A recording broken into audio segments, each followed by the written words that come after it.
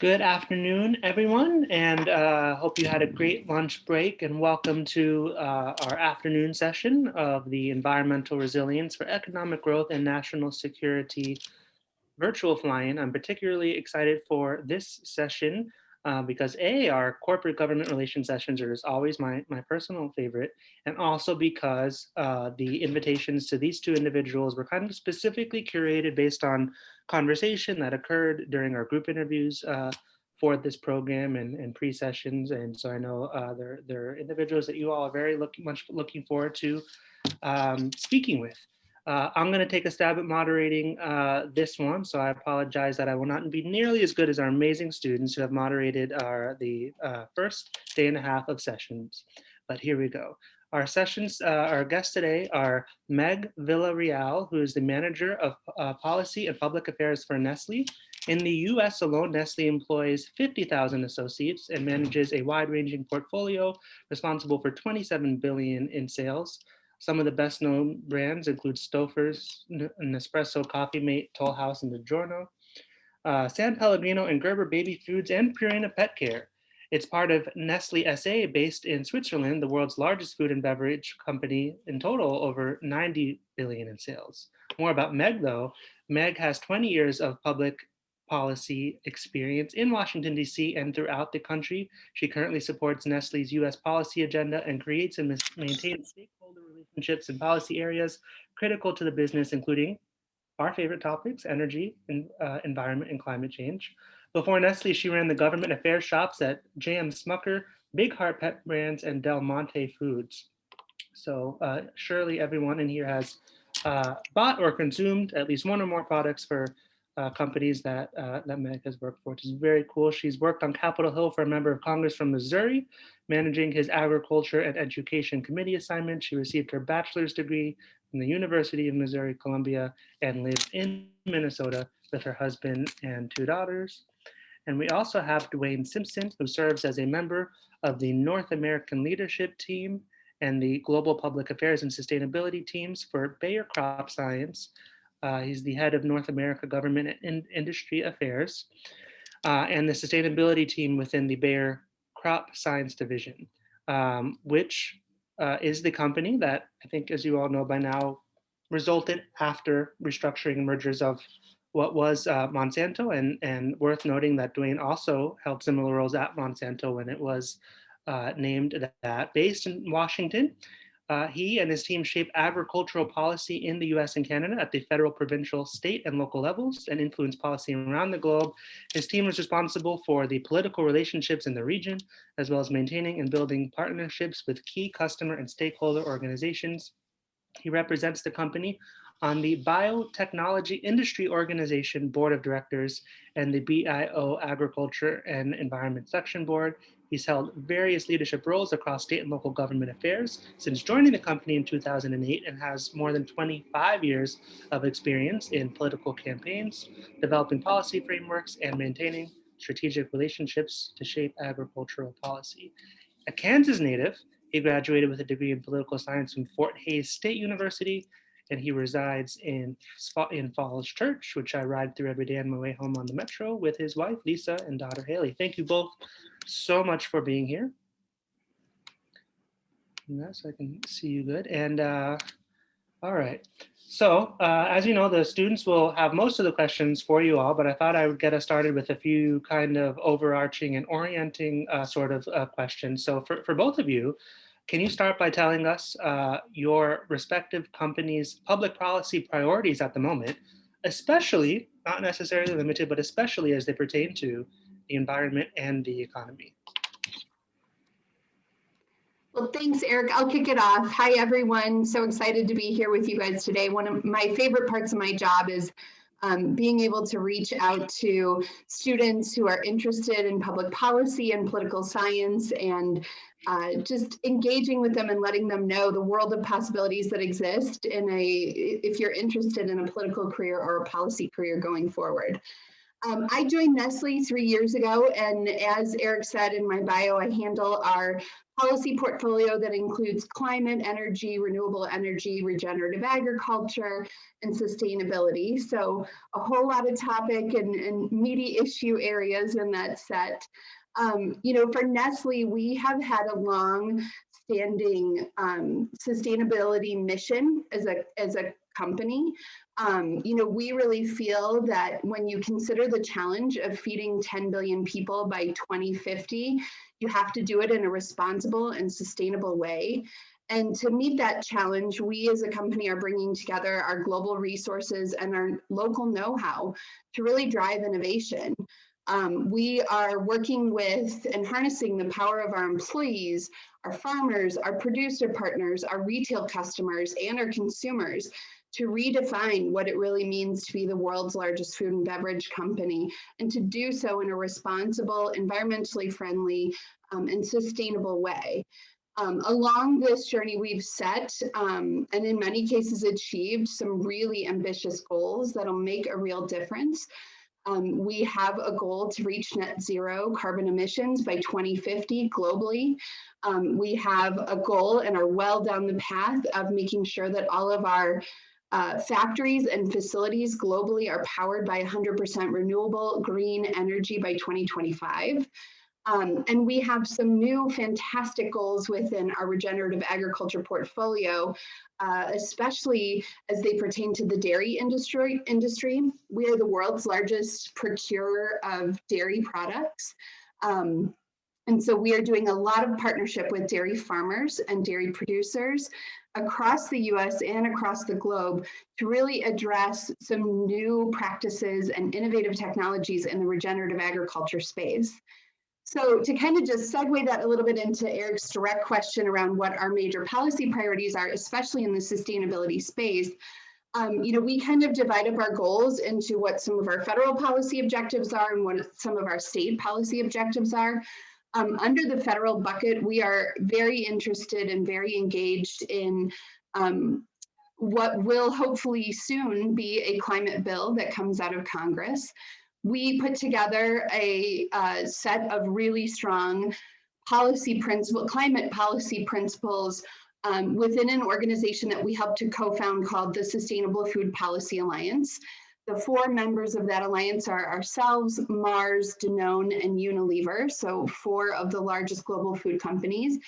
And we really came together, and that organization was born out of a deep commitment from every one of our companies to build a more sustainable future, to have a healthier planet, and to have a stronger, more resilient, more responsible society and economy.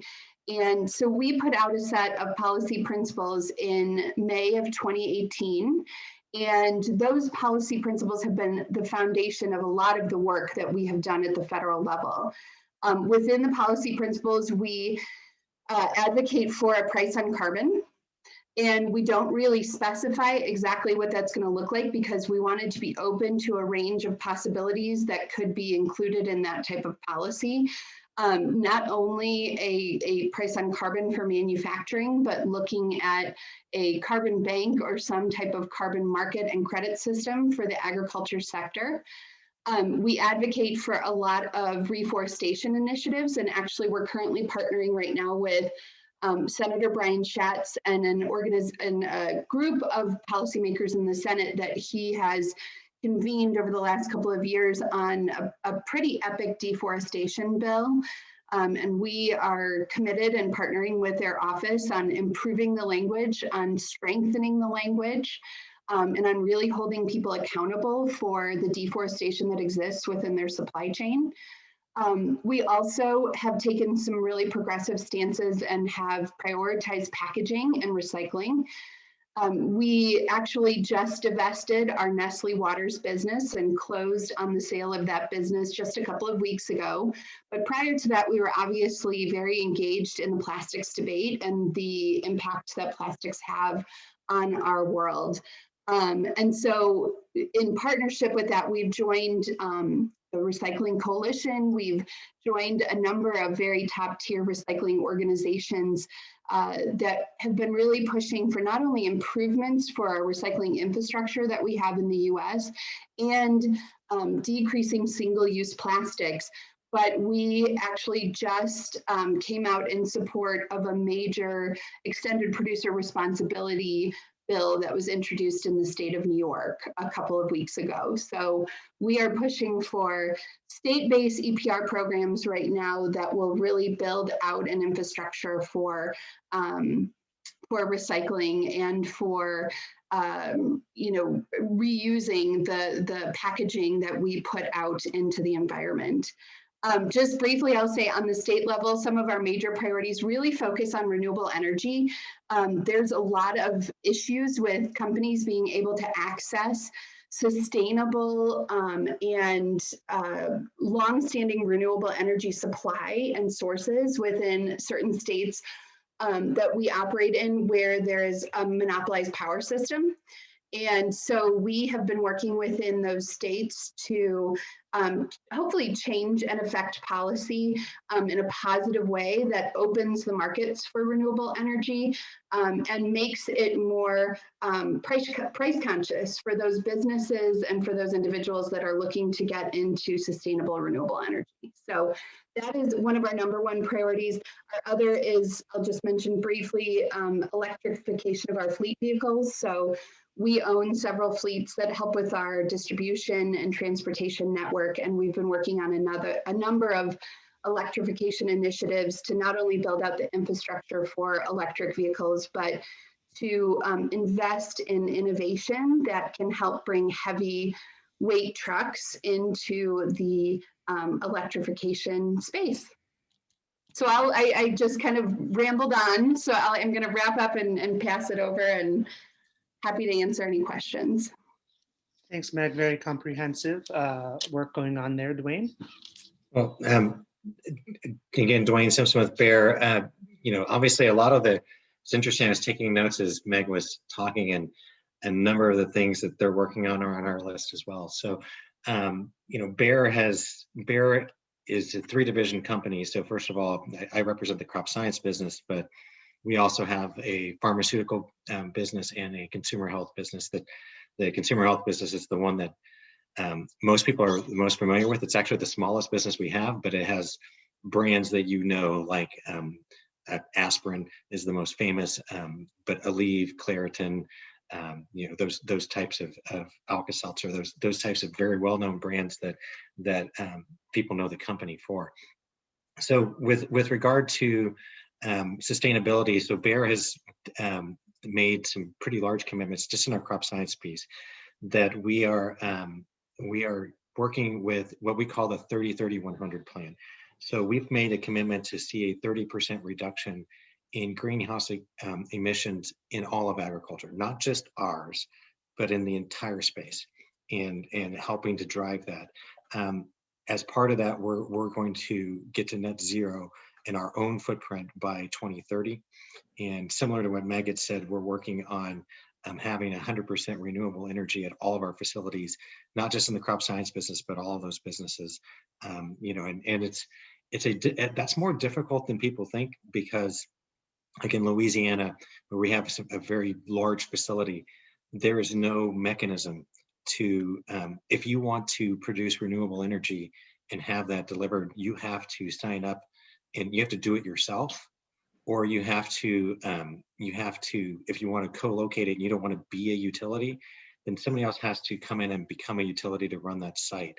And it's a very difficult regulatory environment in order to get to use green energy. And we don't want to just pay for certificates somewhere. We want to have generated energy that wouldn't exist but for us, that we are using to power our sites. And so that's one of them. The next one is a 30% reduction in the environmental impact of our entire crop protection portfolio. And this is one that right now we are the single largest crop protection company in the world, and we sell about 25% of every 25 cents on every dollar made selling crop protection is made by Bayer, but we're only 2.5% of the environmental impact of those products they have on the world. And that's because we produce, we have the highest R&D. Our products is the newest portfolio in the industry. it, and we are turned over our portfolio as we bring new products in and we retire products. We are doing so with a look at the impact on the environment that those products have, and frankly, as we pick up market share from older generic companies that are based overseas, what you'll see is that the older the chemistry, the more likely it is to have a negative impact on the environment. And then the other commitment is that we're going to help 100 million resource poor smallholder farmers across the world to help lift them out of poverty. And we're doing that through, and this isn't charity. I don't want to make it sound like it's charity. It is a business. We are put together a business model where we are going into these smallholder farmers, and a smallholder farmer in India or in Southeast Asia or Africa, they own about as much land as a suburban U.S. house does, and they're farming. They're subsistence farmers living on that amount of land, and it's a lot of products aren't made for that scale, and so we're working with them to get very direct and support and obviously pricing in a way that they can make it make sense. Other priority issues for us, we are, for the first time probably during COVID, we spent our efforts lobbying to support increased funding for nutrition. It's something that as an ag company, we have traditionally, the U.S. Farm Bill has an ag component and a nutrition component. The ag companies generally don't say anything on nutrition, and nutrition companies generally don't talk about farm programs, and we just kind of, watch our own space. But we felt it was important to start weighing in on nutrition because of the very shocking scenes that you were seeing in March and April of last year of, lines and miles long to get into food banks, and frankly, it helps our customers too. We are also huge members in the Rural Broadband Coalition. This is the future of agriculture. How we meet those goals is really about being able to digitize ag and be able to use new technologies like drones, precision ag equipment, et cetera, to reduce the amount of fertilizer, the amount of water, the amount of pesticides that need to be used in order to grow the same crop. In order to do that, you need a broadband system that actually works in the rural areas. And despite billions of dollars in investments by the federal government and state governments, that's just not the case today. I believe the number right now is like 1 out of 4 farmers does not have access to broadband in their home, at their farm, over the air or anywhere. So that's a really important piece to us. The other place that we spend a lot of time is around biofuels. As you look at how do you reduce the carbon footprint of energy, part of the way you do that is you replace oil-based fuels with bio-based fuels. Ethanol, for example, has a 45% less carbon footprint than gasoline. So a 10% blend of ethanol is 4.5% lower than if you weren't using ethanol at all. Now that obviously is a transition to electric. It's not, obviously electric is going to be different, but that's not the only place that biofuels have a place. Aviation fuels now is the new place where you have an opportunity. You're not likely to get electric airplanes that fly from New York to LA. And so being able to transition from pure oil-based aviation fuel to a biodiesel type of fuel that can jet fuel is something that we're really interested in, and we've been working closely with the administration on. And then biogas is another place. So if you look at natural gas, the more than 100% of the greenhouse gas emission drop in the U.S. Over since the original signing of the Paris Accord is due to the switch from coal to natural gas. People don't like to admit it, but fracking is the reason that the U.S. reduced its reliance on coal, and that reduction on reliance on coal more than made up more than 100% of our greenhouse gas emission reductions. But natural gas again is a transition fuel.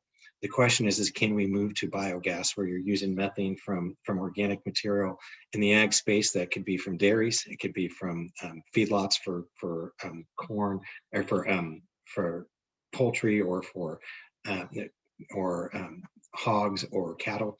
And so there's plenty of places where we can pull methane, and the goal wouldn't be to try to transport methane from these feedlots and the like, but to actually tap into the existing natural gas pipelines. And so one of the places we're spending there's a lot of interest here is that, the Biden administration has proposed a $3 trillion infrastructure bill. Some of that is in rural broadband. Some of that falls into this whole idea of how do you get biofuels into the infrastructure. And so those are a couple places that we're spending some time. Probably the biggest place where we're spending our time is on carbon and carbon farming. And so we have developed a pilot program that to where we're currently paying farmers $9 an acre to use specific ag practices that sequester carbon in the soil, and then those credits that are created there, they can be sold into an open market. And we're working with USDA on pilot programs specific around a potential carbon bank, et cetera, to set a price for carbon. As Meg had mentioned, it's obviously very important to have at least a floor. I don't know that we want a government mandated price, but having a floor that it won't go below, because it is really important for agriculture, because a farmer has to spend, right now it costs about $40 an acre to put in cover crops and go to no-till.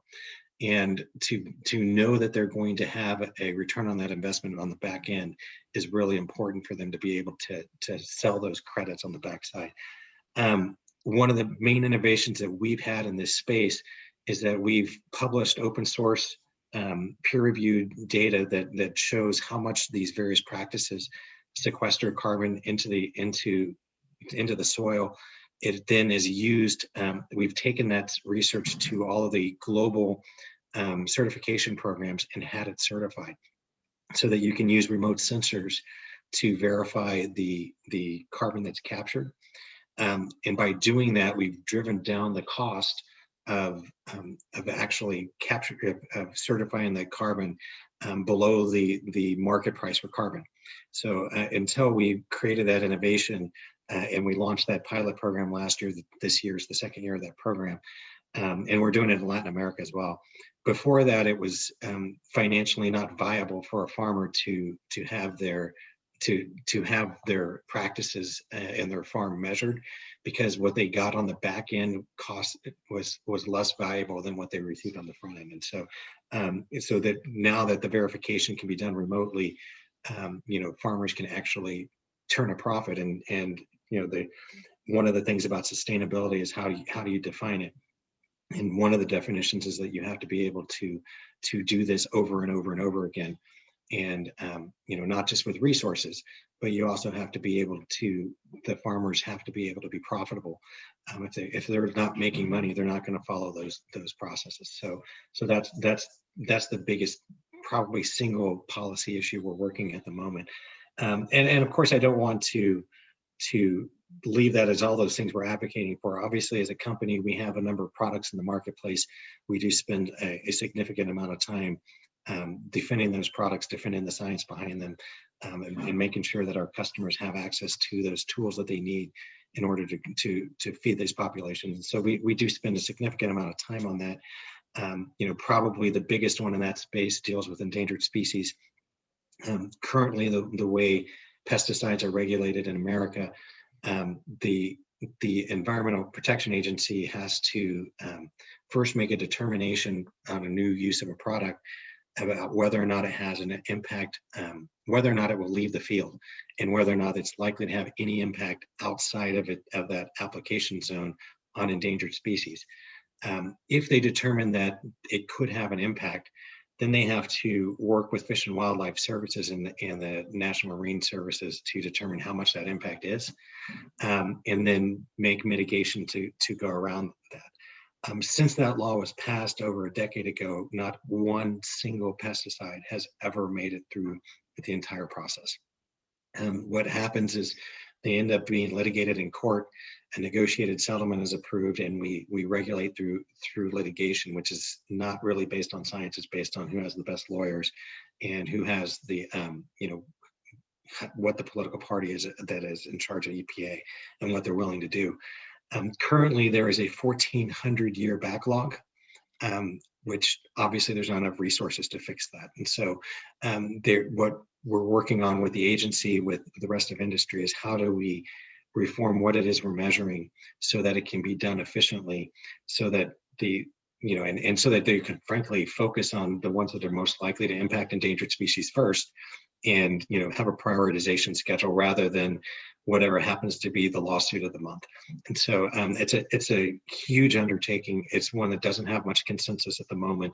Nobody wants to be seen as taking less protection of endangered species, but everybody, whether the Biden-Harris administration or the Sierra Club, to Bear and CropLife America, we all agree that the current system's broken, and now it's just a question of whether or not we can fix it. The last Farm Bill said that they had to try to put together a framework for fixing it. It's probably not going to be fixed until the next Farm Bill in 2023. So, that's one big issue environmental wise that's going to be watched. It's probably going to take 2 or 3 years to develop a framework. And candidly, if you ask me what the fix is, I can't tell you. I don't have an answer.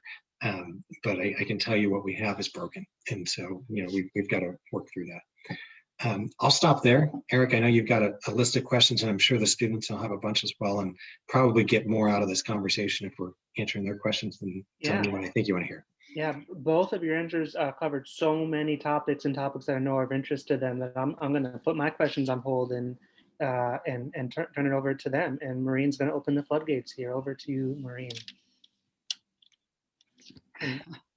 Well, not exactly all of the floodgates, because Nestle divested itself from its water products. So I was basing my question on that. So I have a question for each of the guests. And so I would say for Meg, you were explaining some recycling programs.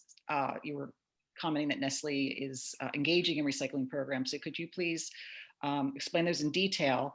And then for Duane, for students unfamiliar with the term crop protection, can you please explain that? And then the second part is, what type of research and development is Bayer developing to create seeds that produce plants that are drought resistant, in lieu of climate change? Let's keep up our brief introductions while you ask a question. So Maureen, a little. Oh, sorry, yes. So I am I'm a candidate in the history department. I study agriculture, horticulture, and the seed industry in the late 19th and early 20th centuries. That's my background. Yeah. Well, as a fellow history major, I appreciate history majors very much. I love your question about packaging. I think it's a great way to talk more about some of the initiatives that we have in that space. Packaging from a food perspective really provides a variety of functions for our products. The first and most important to us, of course, is food safety and preventing food waste. Our packaging is really what enables us to keep our products fresh, safe, and free from any sort of, foodborne illness that could be impactful to our consumers. It also helps to maintain shelf life and provides convenience for a lot of our customers. We really do take a holistic approach to designing our packaging and assessing the environmental impacts across our entire life cycle of our package and our product. I think I mentioned our global ambition is to make 100% of our packaging recyclable or reusable by 2025. And it's an effort that will significantly reduce the GHG footprint of a lot of our packaging. In 2019 alone, 87% of the packaging that we produced for our US-based products were recyclable or reusable. To continue to support that effort, a number of our brands have undertaken their own kind of specific recycling-based initiatives. Our Gerber baby food business, for example, has reduced its plastic volume by 6+ million pounds of plastic per year. Our DiGiorno pizza brand has removed the cardboard circle from some of our SKUs that we have, and this update alone saved 4.5 million pounds of corrugated paper from the DiGiorno packaging, which is the equivalent of about 49,000 trees a year. And then our Purina pet food brand, we also, as part of Purina, we own the Tidy Cats litter brand. And the Tidy Cats brand uses 50% post-consumer recycled plastic for its jugs of litter. And that innovation has helped to avoid the use of approximately 200,000 pounds of virgin plastic a year. We also, to support a lot of the recycling initiatives that we have, we're investing significantly in a lot of industry groups and other organizations that are really focused on recycling infrastructure. We were a founding partner of TerraCycle's Loop reusable packaging platform, which helped to launch a custom designed reusable ice cream container under the Haagen-Dazs brand, which unfortunately, sadly, we've since divested, but that was a major project that we were working on just 2 years ago. We also have, within our Nestle coffee portfolio, we have converted 100% of our creamer portfolio, including Coffee Mate, Natural Bliss, and Starbucks creamer, to fully recyclable bottles. And we intend to, we want to make it easier for the consumer to recycle the entire bottle, including the cap, the body, the sleeve, every component of that package. So that's just a couple of examples of some of our brand work that we've been doing. In terms of strategic investments that Nestle has made, in 2020, we announced that we have a global commitment to invest $2 billion to lead the shift from virgin plastic to food grade recycled plastics, and to accelerate the innovation and development of sustainable packaging. As part of that investment, we created a sustainable packaging venture fund that focuses on startup companies that are developing innovative packaging and recycling solutions. Within the US market specifically, we invested $30 million last year in the Closed Loop Leadership Fund, which is really focused on upgrading US recycling infrastructure and expanding access to recycled plastic in the US. That investment is going to be used for financing the Closed Loop Leadership Fund's acquisition of well-established best-in-class companies that are advancing the circular economy in the US, which is really exciting for us. We feel that that's innovative, and it's something that's being put into practice now that can help support recycling infrastructure within the US. Just to mention a couple of other innovative partnerships that we belong to within the recycling space. We are part of the Recycling Partnership and are a founding member and helped to launch their Circular Economy Accelerator, which is developing public-private partnerships and solutions that incentivize recycling over disposal, with the long-term goal of achieving a robust circular economy throughout the US. We are also a part of TRP's Polypropylene Recycling Coalition, where we're helping to ensure that polypropylene remains viable by increasing recycling access and ensuring that recyclers and our recycler partners can properly sort it. And then we are also a part of we're a founding activator of the U.S. Plastics Pact, which is a solutions-driven initiative that's going to bring together industry and social organizations to drive systemic change and cross-sector approaches to set a national strategy on plastics and plastics reduction in the U.S. So that's just kind of a few of the partnerships. I hope that I kind of covered all the territory from your question, but happy to answer any follow-ups. Okay, well, I appreciate that, and I'm glad that Nestle is making, is leading the way with recycling. But the problem is, it's really local recycling facilities that are, we just don't have any, or they're not making money. It's not worth recycling. That's why all this plastic ends up in the trash. So, in my opinion, I think that manufacturers have to be whatever taxed or charged. Money up front, because what you're talking about is really a voluntary action. If Nestle's volunteering to do this, but the government has to take a look at what type of pollution companies are producing and then figure out a rate to charge them so that they can get recycling plants in local communities. That's my thought anyhow. So Maureen, we completely agree with you. And that's part of the reason that we came out in support of New York's proposal to do extended producer responsibility. So that's exactly what you're talking about. EPR is a system that really, that and bottle bills throughout the state are really a mechanism by which states can charge companies for the end of life basically take back of their products so that it can be recycled and reused. A lot of states have really struggled with how to structure and create the infrastructure for EPR programs. But we have been a part of supporting EPR in California, which has existed, I think, for close to 10 years now.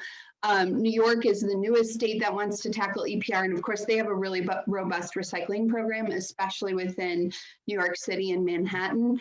But that doesn't extend out to the rest of the state. So we're excited to see where the EPR proposal goes directionally, and if we can take that to a national scale at some point.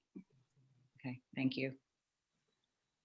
Maureen, you just to remind the group, you asked me, first of all, just what the term crop protection means, and then a specific question around drought resistance with regard to climate change. I'd be remiss if I didn't point out that Bayer has been a founding member of the Ag Container Recycling Coalition since 1992 when it was created. And as an industry, we recognize that you can't put pesticides into normal recycling chains. Those containers, nobody wants to drink from a Coca-Cola bottle that once contained Roundup, and so that's even though they're clean, et cetera, that's a different model. And so we have a closed loop system where we pay an organization to run container recycling collection and then recycling the plastic in the containers that can just be triple rinsed and reused. We reuse. The vast majority of crop protection products are sold in bulk, and so they don't even have those containers anymore. But it is something that is a little unique in the ag space that as an industry we recognize that yes, we're using plastic, but no, we can't just take our plastic jugs and toss them into the curbside recycling bins because that would contaminate everything else that's in there. And so we obviously have a different environmental requirement. Crop protection is a very big category. It's a term of art, but it mostly refers to pesticides, so herbicides, insecticides, fungicides, rodenticides, but it also includes things like biologics and the newer products that are on the market around that are designed, soil amendments, those types of things. So it's just a broader term, but generally speaking, when somebody says crop protection from industry, if you think pesticide, you're hearing the same word. Some really smart genius thought it would be good for us, a marketing genius back in the 80s, thought it'd be really smart if we used a term that none of you were using when we talked about crop protection. We did the same thing on biotechnology, which most of the public knows as GMOs. And oddly enough, when people are detractors and they use pesticides and GMOs, and the industry who are supporters use biotechnology and crop protection, you don't hear what we're saying, you only hear what others are saying, and shockingly, the public opinion goes against you. And I'm guilty as much as the next person, but that's certainly something that we should all do better of. Just say the word you mean. With regard to drought resistance, that's one of the things. So when we look at climate change, we look at three big pillars as a company. We look at what is our own footprint. So I talked about that, about reducing, getting to net zero. We talk about how do we help farmers reduce their footprint and actually become carbon positive. There's a getting carbon positive through the carbon sequestration and being able to sell on the marketplace. So that's helping the whole industry become get to carbon zero. But then the third part is probably the most important part, and I didn't talk about it because it is a policy really related, but it's what we're doing in our R&D program, and this is about climate resilience. And our breeding program around the world is both centrally, it is located locally, so that as the climate changes locally, you can adjust the crops that are designed best for that climate. So in Minnesota, we are now growing corn that's 110-day corn, which we used to only be able to grow corn less than 90 days. So that's a real example of climate change, and that's actually an example that is helping Minnesota corn farmers. But in Kansas, we are now fighting off insects that aren't dying because of overwintering where they should. And so we have to find better insect protection for those products. And we have weeds that have spread further north than they've ever spread before because of climate change. With regard to drought resistance, we invented two products on drought resistance. One is just a breeding product that is a better bred, that does a better job in corn with regard to drought. The other one is a biotech product, which is very specifically a corn-based product as well. These products don't allow you to grow corn without rain or without water. What they do allow you to do is that if you have an unusually dry summer spell, that they can survive longer before they catch that rain. They need rain sometime during the detasseling process to naturally fill that grain head. But what happens is a plant responds to dry and heat, and they fold their leaves up, and then eventually, as those leaves curl, they're unable to reproduce and build that grain on the corn cob. What the genetic modification does is it allows them to continue to open those leaves back up without drying out, so that they can, when they do catch that rain, it doesn't become a zero yield event for those farmers. It's a really popular product in the Western Corn Belt. If you think, I don't know how anybody in geography wise here, but I-35 running through Kansas up north through to Salina, and then if you cut across Kearney, that area in western Nebraska, the western Dakotas, those areas of the Corn Belt, eastern Colorado, those farmers, they plant corn and they don't know if they're going to have enough rain every year. They sometimes irrigate it, but water's really expensive and it's really short, and you don't want to use too much water there. The last piece here is that we've worked with the Gates Foundation for well over a decade now on a WEMA project, and WEMA stands for Water Efficient Maize for Africa. And so we've donated a lot of intellectual property and breeding and this biotech technology to the Gates Foundation, who is working direct with other NGOs in Africa to help African farmers to grow maize, corn that can survive the African the harsh African summers that they get as they're growing that corn. So a lot of different places where we're participating there, but the number one thing when you're talking about climate resilience is breeding, and we have the largest breeding program in the world. And if you breed locally, it will naturally adjust. And then it's really about protection against insects, protection against extreme weather events, and protection against weed spread. One other exciting product that we have that wasn't mentioned is short stature corn. So you may have heard the news. Last year there was a derecho. That's basically a tornado that doesn't spin. Straight winds that went across Iowa, destroyed millions and millions of acres of corn. We have developed two different pathways to develop short stature corn. So corn that doesn't have to be 8-9 feet tall, but can be much shorter. And what happens is that it puts more roots into the soil, which helps with carbon sequestration. It makes a stronger root, and it makes a stalk that isn't as impacted by weather, so that it doesn't break, and so that you don't have that extreme weather that you see with climate change is less likely to cause damage. It also allows more of the energy that the plant develops to go into the grain head. And so one of the things about sustainability is that if you produce more on a smaller acre, on the same footprint, you don't need to farm as many acres. And by producing more corn on an acre in Iowa, you don't see the global demand for the Amazon to be cut down to grow corn. You also see, in the U.S., we hit peak resource use in the U.S. in the mid-90s in agriculture. So we've already turned the corner here, where we use less land, less fertilizer, less water, less pesticides. Sorry, I almost said crop protection. Some habits are hard to break.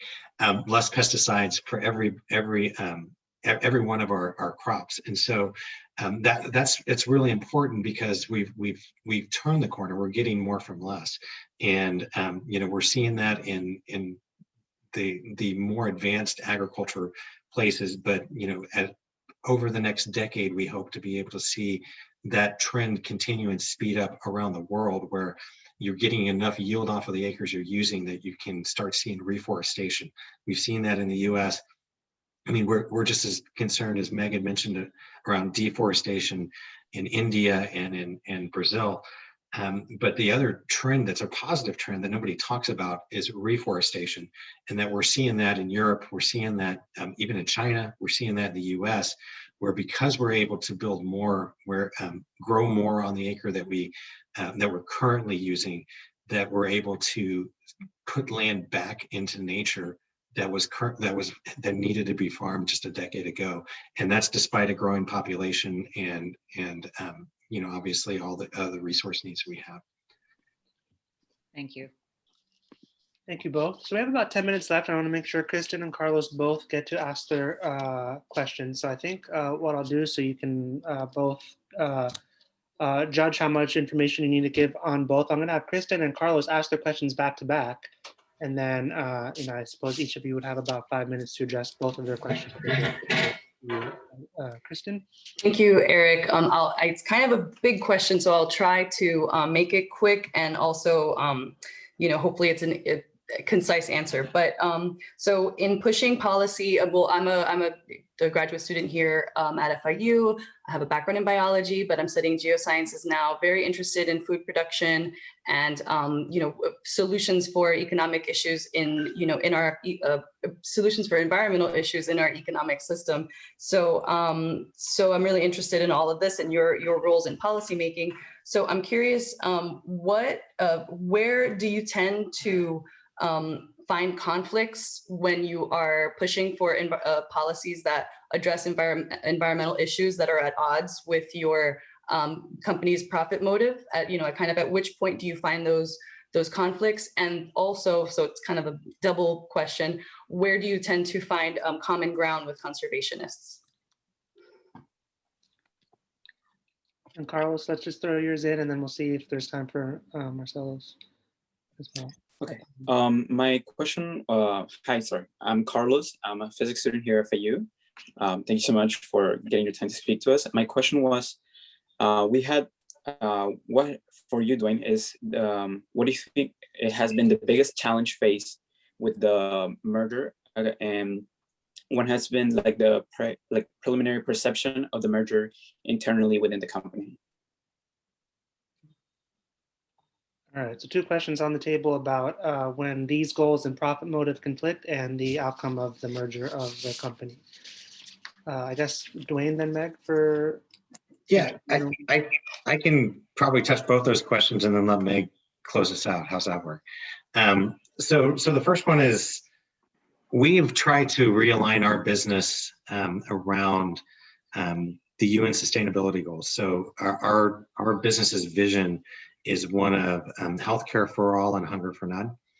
And we are, like I mentioned, we see our business growth by replacing older, environmentally challenging products that are in the marketplace and used today by customers, and replacing those with newer, less impactful products, and therefore driving the overall environmental impact down. So we actually see our profit motive as one where we make money by making agriculture cleaner.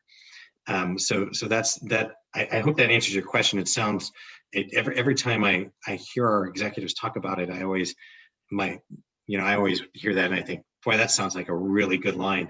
But then when you look at the actual figures and you look at where we're investing, it really is true that the products that have the huge impacts on biodiversity, the products that have the huge impacts on insects and on beneficial insects, on birds, and I mean even human life. All of those products are products that were invented in the 1960s and 70s. And the products that we've replaced them with are ones that are orders of magnitude better. And the products in our pipeline are orders of magnitude better yet. And so for us, the profit motive is to convert customers to those products, which is harder to do than convincing environmentalists or conservationists that we want to do that. Because look, I'm a good lobbyist. I've been doing this for a long time. I'm good at it. There's not a policymaker I've ever met who cares what Bayer thinks about any of this. They care what my customers think. They care what farmers think. And if this product, if what I'm pushing is not aligned with farmers, they're not going to vote with me. They're just not. It doesn't matter what I do. You could in politics. We have to be aligned with our customers. And so that's the big issue when it comes to environmentalism, is making sure we bring our customers along. And that's where Meg and other partners come in, because we work through the supply chain. And when the supply chain is demanding something on the one end and farmers on the other end, and we're the provider on the other end, that shows sometimes if Nestle is willing to pay more for a cleaner product, that farmer is willing to invest more for a cleaner product on the front end. And so it isn't just our profit motive. We have to make it profitable for the farmer to make sense. Carlos, with regards to the merger, I think I was a Monsanto legacy employee. It's taken me a while to get that out of that space and out of that argument. And I see a comment in the question too about consolidation of seed companies. When Bayer and Monsanto consolidated, we divested every single product that overlapped. So there was no reduction in seed companies that existed from the Bayer-Monsanto merger, or chemistry companies. The companies that purchased our products weren't in the space we were in, and so the total number of companies there didn't change. It didn't change the amount of seed companies there. And if you look at the price of seed paid for at the farm gate, prior to the merger starting in 2015 to today, farmers are paying less than they did in 2008 for corn and soybeans. So farmers have a choice. There's a lot of products in the market. Three big companies make about 80% of the products, but there are hundreds of companies that sell, and there are certainly vigorous competition in the marketplace. To answer the question on the merger itself, it's culture. Germans are different than Americans, and being in a multi-division company versus one that's 100% focused on agriculture is very different for us. So, we have colleagues. The first thing we had to do when we came in is we had to convince our healthcare colleagues that the products that we were selling were actually safe. We've spent years and years and years trying to convince the public with limited success. But we had our own employees that used to march against Monsanto as Bayer employees. And so we had to bring them in and show them the science. Now, the good news is that they were healthcare professionals and scientists. And when they looked at the data, they were able to see what we had been saying all along, and they accepted that. But culture-wise is probably the single biggest thing. And frankly, Bayer is so much bigger than Monsanto. Monsanto at its peak had 24,000 employees as an ag company. Bayer has 120,000. So we're more bureaucratic now than the government. And so that's something that takes a lot of getting used to. We're not nimble. It takes a long time to make decisions, those types of things. So, those are typical answers to that. I think it's working well. I think externally, our customers like how we're showing up. Policymakers, I haven't had any concerns from policymakers. Once the merger, we're a couple years into it now. I think that the reputation of Bayer is stronger than the reputation of Monsanto, and so I think that has certainly helped us as we've moved through this. Meg, give you the opportunity to also address that question about the profit motive and its alignment with your goals in this area. Yep, I can be really quick, and hopefully then we can get to our last question that we have. But I think I kicked off by telling you guys today the challenge of feeding a global population of 10 billion people by 2050 is a responsibility that we take very seriously, and we won't be able to do that unless we continue our sustainability mission and continue our sustainability leadership that we've had for decades now.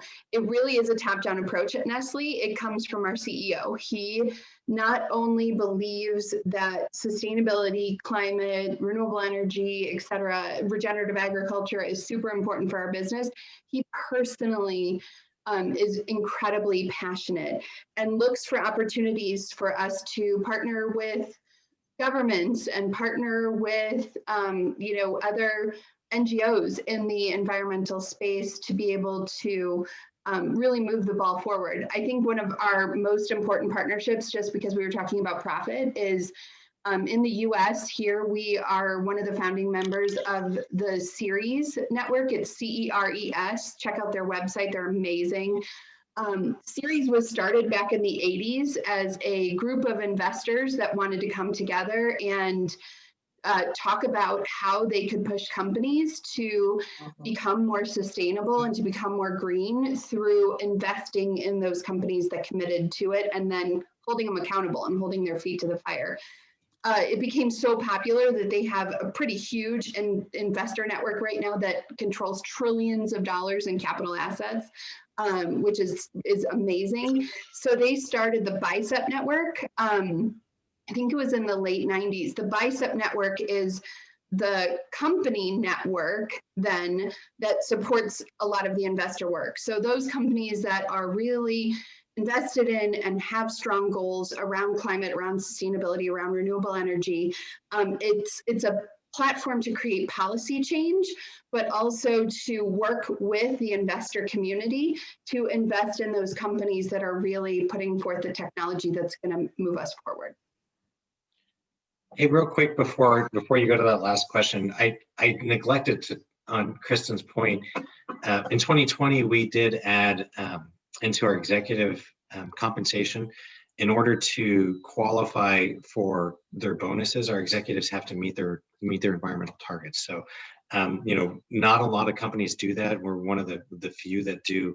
I think we're the only one in the ag space that does it. That says, look, if you don't meet these targets, and then they move the targets every year, you don't get your bonuses. And nothing motivates executives more than getting their bonuses paid. Same with us, our entire leadership team, their bonus is dependent upon them meeting our sustainability goals for the year. And social responsibility goals, I should say that. Awesome, that's very insightful. Thank you so much, guys. Meg, I appreciate you wanting to make sure Marcelo gets his question in, and it looks like his is for you. So Marcelo. Hi, okay. So let me just, give me 1 second. Okay, so to my knowledge, recently Nestle has come under fire and is currently in a Supreme Court case that describes it to have been profiting off of the use of child slave labor in its African cocoa farms and in their supply chains. So my question would be, what has Nestle done and what is it planning to do in order to gain the trust of consumers after these allegations have come out? That is such a great question, Marcelo, and thank you for answering that. I don't know how quick I can be in a response, but I will certainly try to be. We take forced labor and child labor incredibly seriously as a company. With the emergence of a lot of global focus on child labor and on forced labor 2 decades ago now, Nestle really wanted to set forth a industry standard for how we help to monitor for these incidences of forced labor and child labor and how we could course correct for it.